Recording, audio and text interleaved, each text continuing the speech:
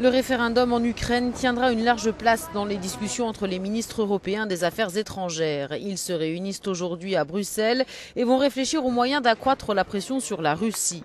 L'Union européenne a déjà déclaré ce référendum d'autodétermination illégal, indiquant qu'elle ne reconnaîtrait pas son résultat. Pour le ministre britannique des Affaires étrangères, ce vote, cette tentative de référendum, dit-il, n'a aucune crédibilité aux yeux du monde. Il est illégal, ne répond à aucune norme et ne dégage pas une once d'objectivité, de transparence et d'impartialité. Il n'a pas été organisé comme se doit de l'être un référendum public. Quant aux organisateurs, même eux ne rentrent pas dans le cadre de ces standards. Plus frileuse que les États-Unis quant aux sanctions contre la Russie, l'Union européenne avance d'un pas prudent sur la question. Pour l'heure, l'observation est encore de mise, estime la chef de la diplomatie européenne. Nous sommes toujours à la recherche de signes d'un réel désamorçage de la crise, a déclaré Catherine Ashton. Cela signifie d'abord connaître les mouvements des troupes, mais aussi être attentif aux signaux à envoyer pour calmer les choses.